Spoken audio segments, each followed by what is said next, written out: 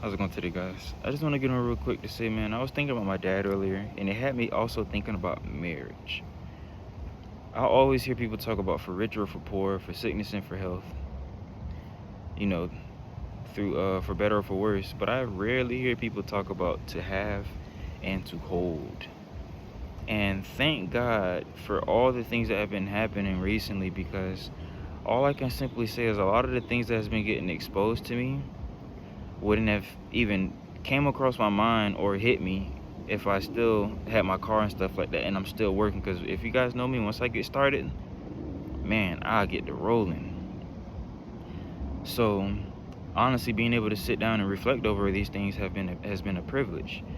But how many of us are good at having things but not holding on to those things? The reason why I mentioned my dad is because I came to the realization that my dad was great at doing what he had to do, but terrible at doing whatever it took to keep things. Why? Because my dad was never willing to compromise his morals and his values. Doing whatever it takes oftentimes leads us to compromise on our morals and our values. My dad was terrible at that. And there was a lot of things, tough decisions he made, but it never compromised his values and his morals.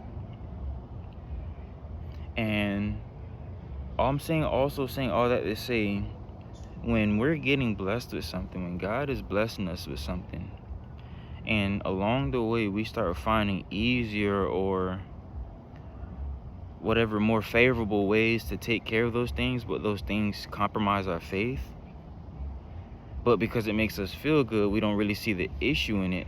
Again, we can do a great job at having something, but when things like that start happening, that's when we start doing a terrible job at holding it, and then we start feeling our grip tighten on it. Why?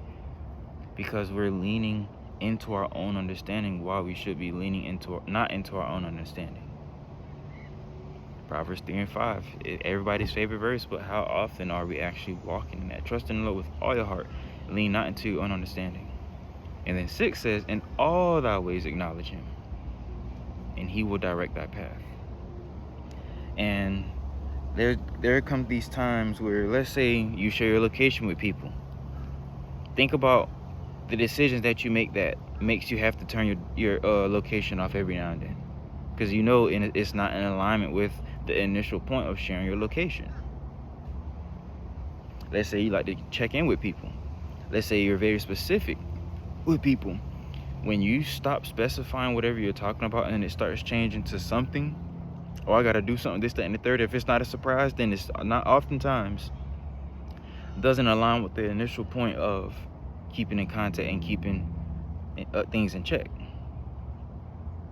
And then again, with those small little breakages in the link, as they say, the chain is only as strong as its weakest link.